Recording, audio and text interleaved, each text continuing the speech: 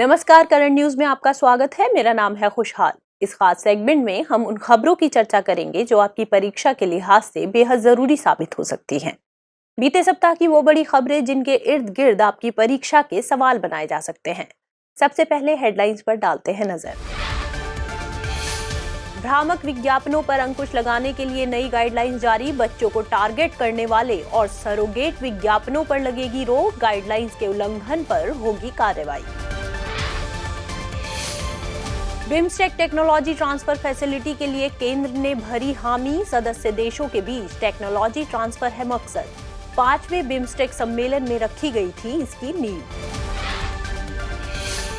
Periodic labour force survey 2020-21 के आंकड़े जारी। 2020-21 के दौरान बेरोजगारी दर में 0.6% की गिरावट। 41.6% रही भारत की श्रम बल भागीदारी दर।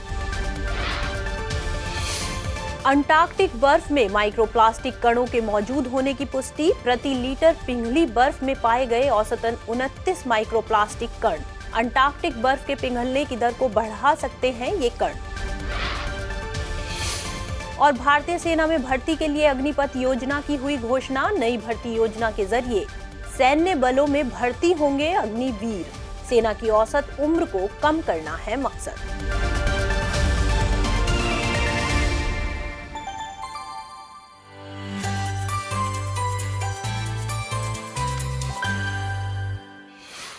हाल ही में तेलंगाना हाईकोर्ट की एक खंडपीठ ने आईपीएस अधिकारी AR श्रीनिवास और 3 अन्य पुलिस अधिकारियों को अदालत की अवमानना के मामले में सजा सुनाए जाने के एकल न्यायाधीश के आदेश पर रोक लगा दी।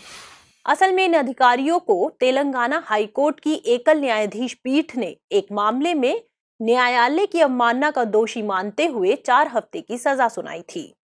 विनोद नामक एक व्यक्ति ने अरनेश कुमार बनाम बिहार राज्य मामले में सुप्रीम कोर्ट द्वारा दिए गए दिशा निर्देशों का उल्लंघन करने के लिए पुलिस के खिलाफ कार्रवाई की मांग को लेकर तेलंगाना उच्च न्यायालय में याचिका दायर की थी।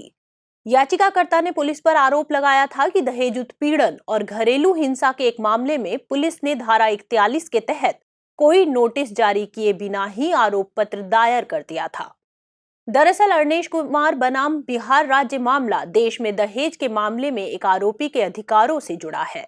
यह मामला भारतीय दंड संहिता की धारा 498A और दहेज निषेध अधिनियम की धारा 4 से संबंधित है। वर्ष 2014 में सुप्रीम कोर्ट ने इस मामले में पुलिस अधिकारियों के लिए कुछ दिशा निर्देश दिए थे। उन्हीं दिशा निर्देशों में एक यह था कि मामले में सजा का प्रावधान 7 साल से कम हो तो पुलिस द्वारा किसी व्यक्ति को गिरफ्तार करने से पूर्व CRPC की धारा 41 के तहत नोटिस देना आवश्यक है। तेलंगाना हाईकोर्ट ने इसी मामले में पुलिस अधिकारियों को दोषी माना था। गौरतलब है कि भारतीय संविधान का अनुच्छेद 129 सर्वोच्च न्यायालय को अभिलेख न्यायालय के रूप में वर्णित करता है। साथ ही यह अनुच्छेद सर्वोच्च न्यायालय को अपनी अवमानना के लिए दंडित करने की शक्ति भी प्रदान करता है। इसी प्रकार संविधान का अनुच्छेद 215 उच्च न्यायालय को स्वयं की अवमानना के लिए दंडित करने में सक्षम बनाता है। न्यायालय अवमानना अधिनियम 1971 के अनुसार अवमानना या कंटेम्प्ट अदालत की प्रतिष्ठा या अथॉरिटी के प्रति असम्मान प्रकट करने का अपराध है। हाल ही में केंद्र सरकार ने सरोगेट और भ्रामक विज्ञापनों पर अंकुश लगाने के लिए कुछ नई गाइडलाइंस जारी की। गौरतलब है कि prevention of misleading advertisements and endorsement for misleading advertisement 2022 guidelines बच्चों को टारगेट करने वाले विज्ञापनों को भी रेगुलेट करने का प्रयास करती है। साथ ही ये गाइडलाइंस उन विज्ञापनों के लिए भी सख्त मानदंडों का भी प्रावधान करती है जो छूट और मुफ्त दावों की पेशकश कर उपभोक्ताओं को लुभाने की कोशिश करते हैं। हालांकि उपभोक्ता संरक्षण अधिनियम के तहत उपभोक्ताओं के अधिकारों को प्रभावित करने वाले भ्रामक विज्ञापनों से निपटने के प्रावधान हैं, लेकिन उद्योग जगत के लिए इन प्रावधानों को और अधिक स्पष्ट करने तथा उपभोक्ताओं को जागरूक बनाने के लिए सरकार ने गाइडलाइंस जारी की हैं। इन गाइडलाइंस के अनुसार ऐसे उत्पादों या सेवाओं के विज्ञापनों पर भी रोक लगाई गई है जो किसी प्रामाणिक निकाय द्वारा वैज्ञानिक रूप से मान्यता प्राप्त किए बिना किसी भी स्वास्थ्य या पोषण संबंधी लाभ का दावा करते हैं।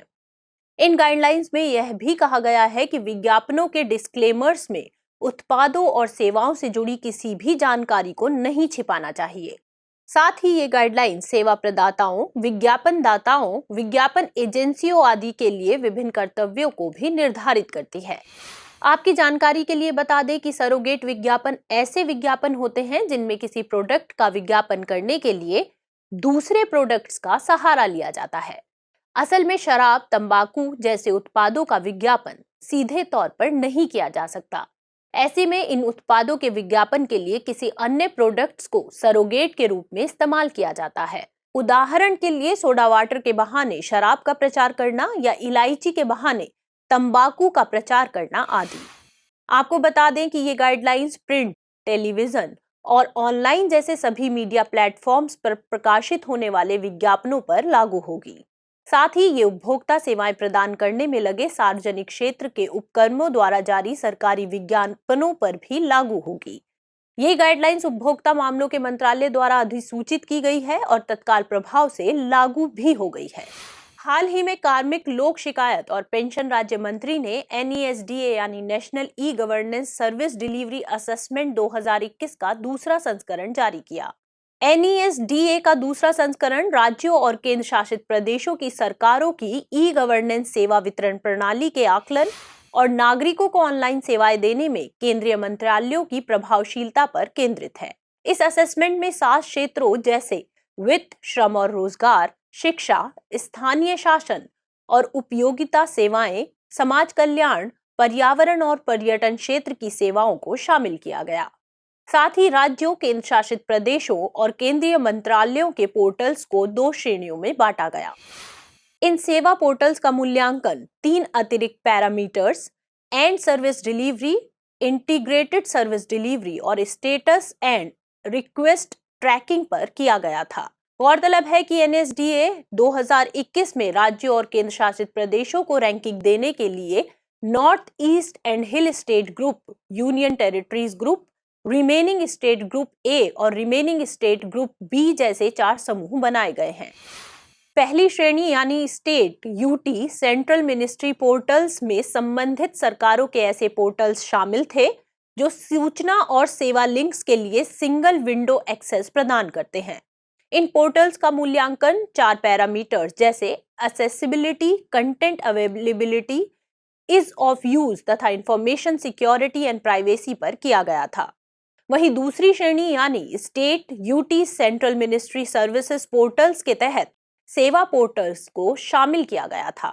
ये पोर्टल्स सेवाओं के डिजिटल वितरण पर ध्यान केंद्रित करते हैं और सेवाओं से संबंधित जानकारी प्रदान करते हैं। State UT central ministry portals की श्रेणी में north east and hill states group में नागालैंड, यूनियन टेरिटरीज ग्रुप में Jammu Kashmir, remaining states group A में केरल और रिमेनिंग स्टेट्स ग्रुप B में ओडिशा पहले पायदान पर है।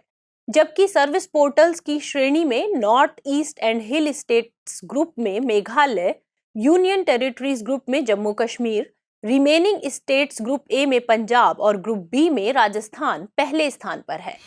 केंद्रीय मंत्रालयों के पोर्टल्स की रैंकिंग की बात करें तो state UT central ministry portals की श्रेणी में गृह मंत्रालय को और state UT central ministry services portals की श्रेणी में वित्त मंत्रालय के सेंट्रल पब्लिक प्रोक्योरमेंट पोर्टल को पहली रैंक मिली है।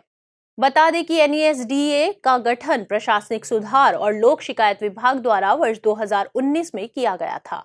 National e governance service delivery assessment संबंधित सरकारों को नागरिक केंद्रित सेवाओं के वितरण में सुधार करने और देश भर की सर्वोत्तम ई गवर्नेंस प्रथाओं को साझा करने का काम करता है। यह द्विवार्षिक असेसमेंट सरकारों को अपनी ई गवर्नेंस सेवा वितरण प्रणाली को और बेहतर बनाने के लिए सुझाव भी प्रदान करता है।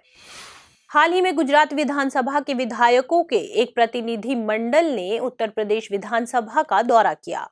प्रतिनिधि मंडल का यह दौरा पेपरलेस कार्यवाही के लिए उत्तर प्रदेश विधानसभा द्वारा अपनाई गई ई विधान प्रणाली को जानने के लिए हुआ था। गौरतलब है कि उत्तर प्रदेश विधानसभा भारत के उन चुनिंदा राज्य विधानसभाओं में से एक है जिसने डिजिटल विधानसभा प्रणाली या ई विधान प्रणाली को लागू किया है।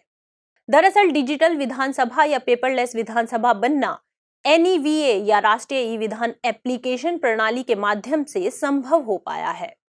बता दें कि नेशनल ई विधान एप्लीकेशन सभी भारतीय राज्यों और संसद के विधायी निकायों को डिजिटलाइज करने की एक प्रणाली है।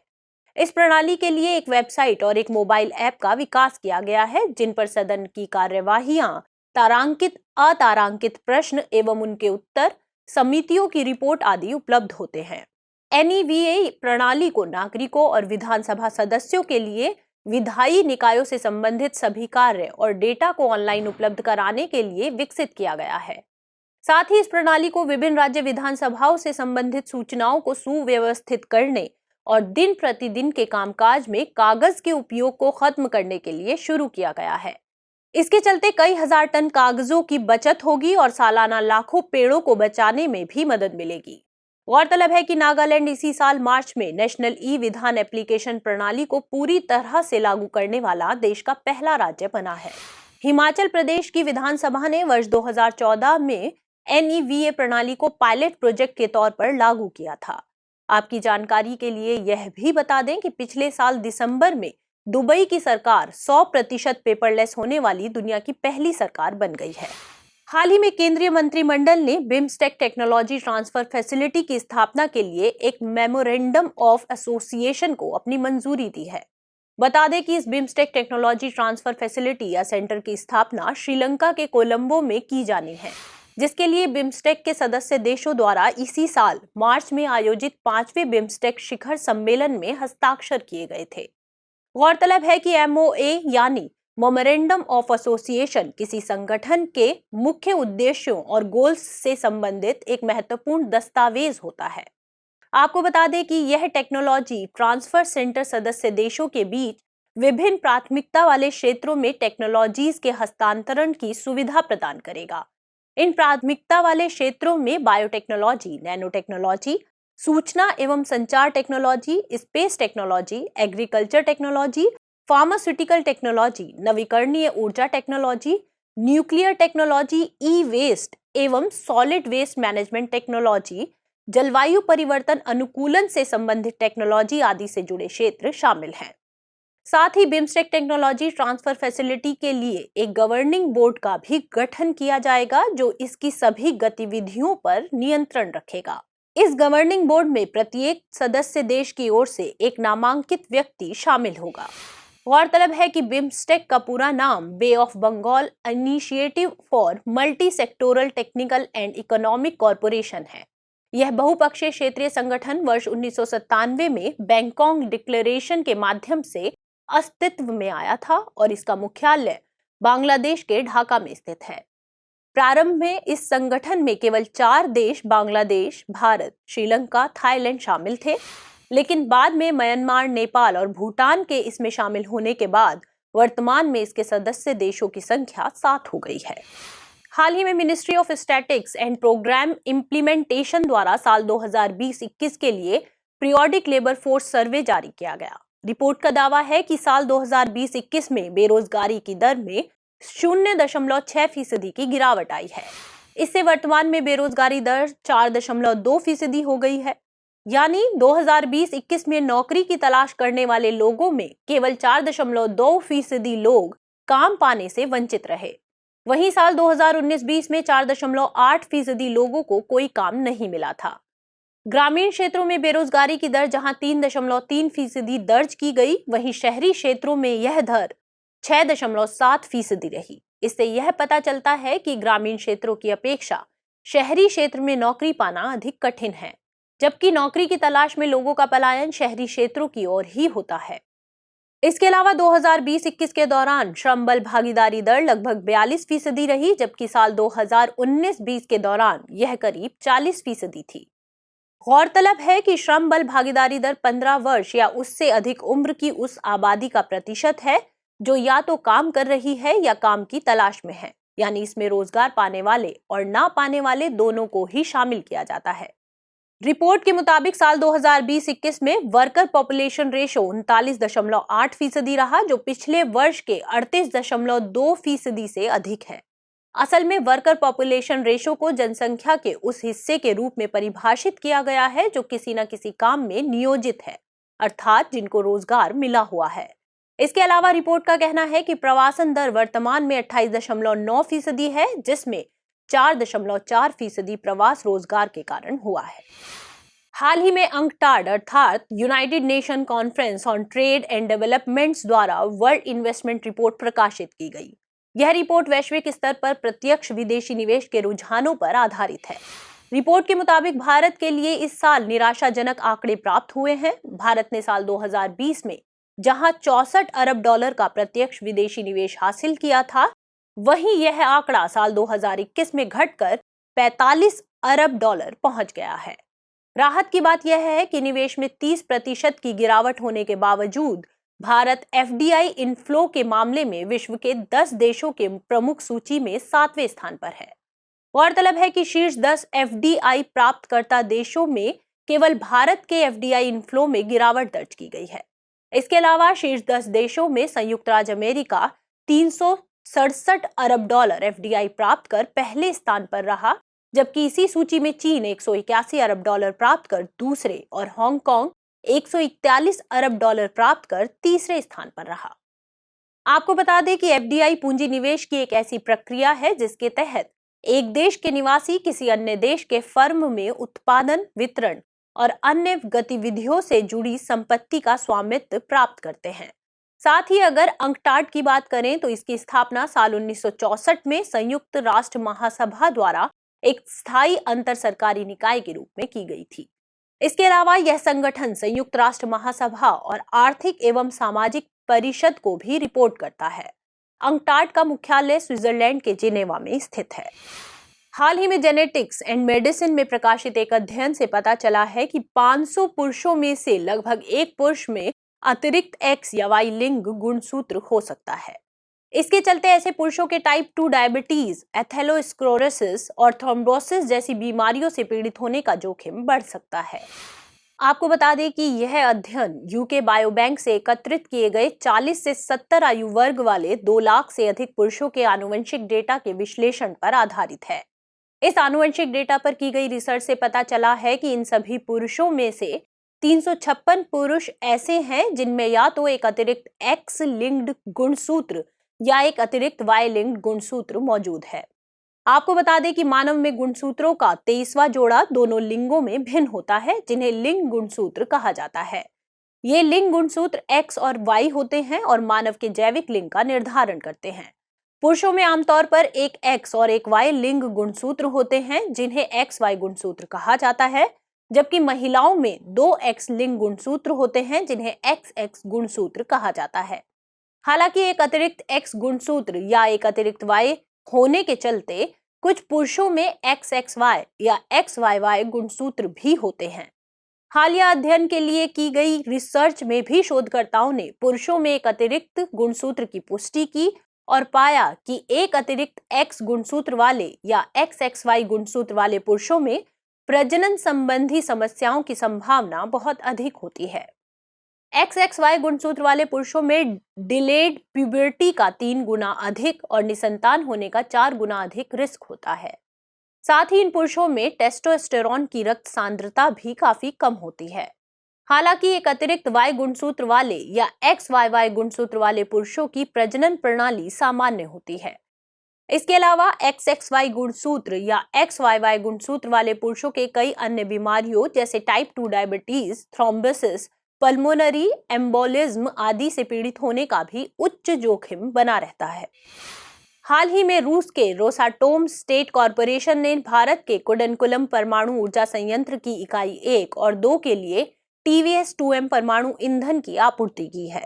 गौरतलब है कि TVS-2M ईंधन पहले वाले ईंधन की तुलना में अधिक विश्वसनीय और किफायती है। TVS-2M में यूरेनियम को पतले पतले ट्यूब में भरकर ईंधन के रूप में प्रयोग किया जाता है। TVS-2M में पहले प्रयोग किए जा रहे ईंधन की तुलना में 7.6% अधिक ईंधन सामग्री को ले जाने की क्षमता होती है। इसके अलावा TVS-2M की यह भी विशेषता है कि इसमें प्रयोग किए जाने वाले एडवांस मलबेरोधी फिल्टर कुशलता से इन ईंधन असेंबल की रक्षा करते हैं। TVS-2M का प्रयोग किए जाने पर रिएक्टर 18 महीने के ईंधन के चक्र के साथ काम करना शुरू कर देगा। इसका मतलब है कि खर्च किए गए ईंधन को हटाने और नए ईंधन बंडलों को डालने और रखरखाव के लिए जिस रिएक्टर को हर 12 महीने में बंद करना पड़ता था, अब उसे हर 18 महीने में बंद करना होगा। गौरतलब है कि कुडनकुलम परमाणु ऊर्जा संयंत्र भारत का सबसे बड़ा परमाणु ऊर्जा संयंत्र है, जो तमिलनाडु के तिरुनेलवेली जिले के कुडनकुलम में स्थित है। वर्तमान में इस संयंत्र की इकाई 1 और 2 में बिजली उत्पादन का कार्य किया जा रहा है। वहीं इस संयंत्र की 3, 4, 5, 6 इकाइयां निर्माणाधीन अवस्था में है। इस संयंत्र की कुल बिजली उत्पादन क्षमता 6000 मेगावाट है। कुडनकुलम परमाणु ऊर्जा संयंत्र को nuclear power corporation of India limited द्वारा रूसी कंपनी के सहयोग से स्थापित किया गया है। हाल ही में सरकार ने अग्निपथ योजना की घोषणा की। इस योजना के तहत भारतीय सेना में 4 साल के लिए युवाओं की भर्ती की जाएगी, जिन्हें अग्निवीर कहा जाएगा। इसे सेना की औसत उम्र तथा रक्षा बलों के खर्चे कम करने की दिशा में उठाया गया कदम माना जा रहा है। इस योजना के तहत भर्ती कुल सैनिकों में से 75% को केवल 4 वर्ष बाद ही सेवा से बाहर कर दिया जाएगा। बाकी 25% सैनिकों को ही स्थायी आयोग के तहत आगे सेवा जारी रखने का मौका दिया जाएगा। यह योजना केवल अधिकारी रैंक से नीचे के कर्मियों के लिए है, जिनका चयन आयोग द्वारा नहीं होता है। आपको बता दें कि अग्निपथ योजना के तहत 17.5 से 21 वर्ष की आयु वाले युवा आवेदन करने के लिए पात्र होंगे। लेकिन इस योजना को लेकर चल रहे विरोध प्रदर्शन के चलते वर्ष 2022 के लिए भर्ती प्रक्रिया की ऊपरी आयु सीमा को बढ़ाकर 23 वर्ष कर दिया गया है। दरअसल कोरोना महामारी के चलते पिछले 2 वर्षों के दौरान भर्ती करना संभव नहीं हो सका था। इसीलिए सरकार ने वर्ष 2022 के लिए प्रस्तावित भर्ती प्रक्रिया के लिए आयु सीमा में एक बारगी छूट प्रदान करने का फैसला किया है। बता दें कि इस योजना के तहत एक बार चुने जाने के बाद उम्मीदवारों को 6 महीनों का प्रशिक्षण दिया जाएगा और फिर अगले 3.5 साल के लिए पोस्टिंग दी जाएगी। इस दौरान उन्हें 30,000 रुपए के शुरुआती वेतन के साथ अतिरिक्त लाभ भी मिलेंगे, जो 4 साल की सेवा के अंत तक 40,000 रुपए तक पहुंच जाएगा। इसमें यह भी प्रावधान किया गया है कि अग्निवीरों को 4 साल की सेवा के अंत में लगभग 11.71 लाख रुपए की एक मुश्त राशि सेवा निधि पैकेज के तहत दी जाएगी। यह कर मुक्त राशि होगी। इसके लिए अग्निवीरों के वेतन से कुछ पैसा काटकर अग्निवीर कॉर्प्स फंड में जमा किया जाएगा और उतनी ही राशि सरकार भी फंड में जमा करेगी। हाल ही में सिप्री यानी Stockholm international peace research institute ने अपनी एक रिपोर्ट में कहा है कि शीत युद्ध के बाद पहली बार आने वाले वर्षों में वैश्विक परमाणु शस्त्रागार बढ़ने की आशंका है। सिप्री वर्ष 1966 में स्थापित एक स्वतंत्र संस्था है, जो संघर्ष, आयुध, हथियार नियंत्रण और निशस्त्रीकरण में अनुसंधान के लिए समर्पित है। यह एक चिंताजनक स्थिति है जो दशकों से चली आ रही परमाणु हथियार अप्रसार की प्रवृत्ति को कम करेगी। सिप्री के अनुसार वर्ष 2022 की शुरुआत तक परमाणु हथियारों की वैश्विक सूची 34,000 से घटकर 12,705 हो गई थी, जिसकी अब आने वाले वर्षों में पुनः बढ़ने की उम्मीद है। आपको बता दें कि इससे पहले आई सिप्री की एक अन्य रिपोर्ट के अनुसार वैश्विक परमाणु हथियारों में भारत की हिस्सेदारी केवल 1% है। साथ ही भारत का सैन्य व्यय वर्ष 2021 में बढ़कर लगभग 76.6 अरब डॉलर हो गया है, जो वर्ष 2020 की तुलना में 0.9% अधिक है। इसके अलावा भारत सैन्य व्यय के मामले में दुनिया में तीसरे स्थान पर है। खबरों के बाद अब बुलेटिन से जुड़े 5 सवालों पर डालते हैं एक नजर। आज के सेशन के 5 प्रश्न इस प्रकार हैं। पहला प्रश्न है, निम्नलिखित कथनों पर विचार कीजिए। 1. नेशनल ई विधान एप्लीकेशन सभी भारतीय राज्यों और संसद के विधायी निकायों को डिजिटाइज करने की एक प्रणाली है। 2. नागालैंड नेशनल ई विधान एप्लीकेशन प्रणाली लागू करने वाला देश का पहला राज्य है। उपर्युक्त कथनों में से कौन सा यहाँ से कथन सही है या फिर हैं? केवल 1, केवल 2, 1 और 2 दोनों, या फिर ना तो 1 और ना ही 2। अगला प्रश्न है, बिम्स्टेक टेक्नोलॉजी ट्रांसफर फैसिलिटी से संबंधित निम्नलिखित कथनों पर विचार कीजिए। 1. इसकी स्थापना श्रीलंका के कोलंबो में की जा रही है। 2. इसकी स्थापना का निर्णय 4वें शिखर सम्मेलन में सदस्य देशों द्वारा लिया गया था। उपर्युक्त कथनों में से कौन सा यहाँ से कथन सही है या फिर हैं? केवल 1, केवल 2, 1 और 2 दोनों, या फिर ना तो 1 और ना ही 2। अगला प्रश्न है, अग्निपथ योजना से संबंधित निम्नलिखित कथनों पर विचार कीजिए। 1. इस योजना के तहत भर्ती किए गए कुल सैनिकों में से 75% को 4 वर्ष बाद सेवा से बाहर कर दिया जाएगा। 2. यह योजना केवल अधिकारी रैंक से नीचे के कर्मियों की भर्ती से संबंधित है। 3. इसके तहत उम्मीदवारों को 6 महीने का प्रशिक्षण और अगले 3.5 साल की पोस्टिंग दी जाएगी। उपरोक्त कथनों में से कौन सा यहाँ से कथन सही है या फिर है? केवल 1, केवल 2, 1, 2 और 3 या फिर उपरोक्त में से कोई नहीं। अगला प्रश्न है, निम्नलिखित कथनों पर विचार कीजिए। 1. सिप्री की स्थापना वर्ष 1966 में की गई थी। 2. यह संस्था संघर्ष, आयुध, हथियार नियंत्रण, निशस्त्रीकरण और अनुसंधान के क्षेत्र में कार्य करती है। 3. भारत सैन्य व्यय के मामले में दुनिया में 3रे स्थान पर है। उपर्युक्त कथनों में से कौन सा यहाँ से कथन सही है या फिर है? केवल 1, केवल 2, 1, 2 और 3 या फिर 2 और 3। अंतिम प्रश्न है, वर्ल्ड इन्वेस्टमेंट रिपोर्ट 2022 के संबंध में निम्नलिखित बिंदुओं पर विचार कीजिए। देश और निवेश की मात्रा। 1. संयुक्त राज्य अमेरिका $367 अरब। 2. चीन $181 अरब। 3. हांगकांग $141 अरब। उपर्युक्त में से सुमेलित कूट का चयन कीजिए। केवल 1, 1, 2 और 3, केवल 3 या फिर उपर्युक्त में से कोई नहीं। तो फिलहाल इस बुलेटिन में इतना ही। खबरों को विस्तार से पढ़ने के लिए विजिट करें www.drishtiias.com पर। साथ ही दृष्टि IAS के हिंदी अंग्रेजी यूट्यूब चैनल और दृष्टि PCS यूट्यूब चैनल को लाइक, शेयर और सब्सक्राइब करना ना भूलें। लेकिन चलते चलते डालते हैं कुछ छोटी मगर जरूरी खबरों पर एक नजर। देश को 5G सेवाएं प्रदान करने के मकसद से प्रधानमंत्री नरेंद्र मोदी की अध्यक्षता में केंद्रीय मंत्रिमंडल ने दूरसंचार विभाग को 5G स्पेक्ट्रम की नीलामी को मंजूरी दे दी है। गौरतलब है कि 5G स्पेक्ट्रम बोली लगाने वाले ग्राहकों को उद्यमियों के साथ साथ जनता को भी 5G सेवाएं प्रदान करने के लिए स्पेक्ट्रम सौंपा जाएगा। कैबिनेट का दावा है कि 5G नेटवर्क की गति और क्षमता 4G सेवाओं की तुलना में लगभग 10 गुना अधिक होगा।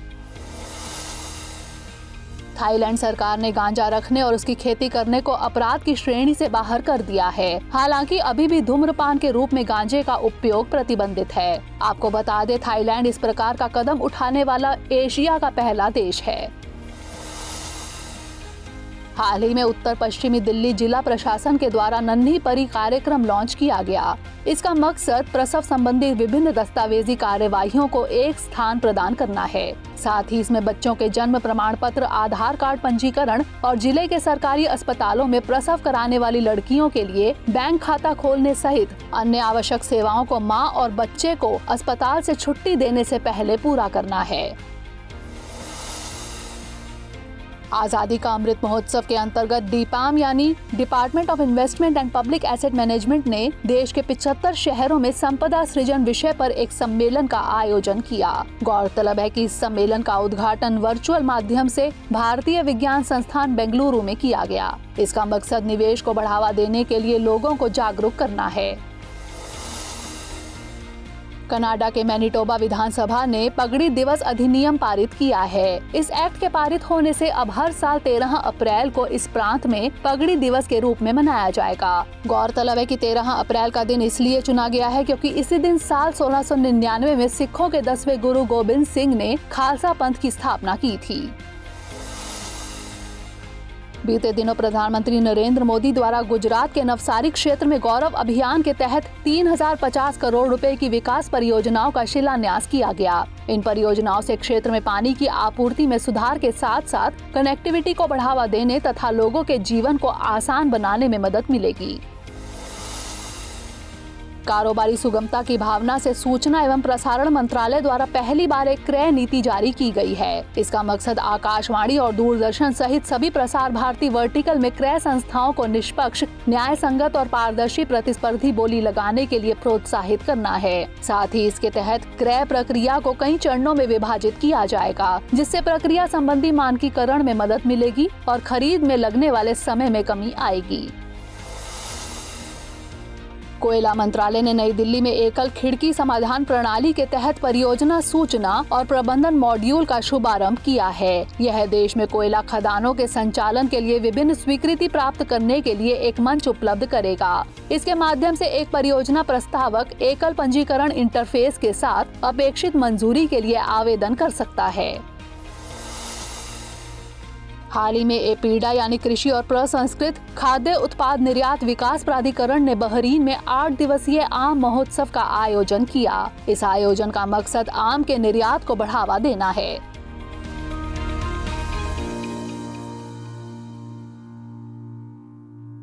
हमारी टीम कोशिश करती है कि आपको दी गई खबरों में एक भी गलती ना हो, लेकिन यदि किसी सोर्स या ह्यूमन एरर की वजह से ऐसी गलती हो जाती है तो इस वीडियो के कमेंट बॉक्स में उस गलती को सुधार कर पिन कर दिया जाता है और यह आपको कमेंट बॉक्स में सबसे ऊपर दिखाई देता है।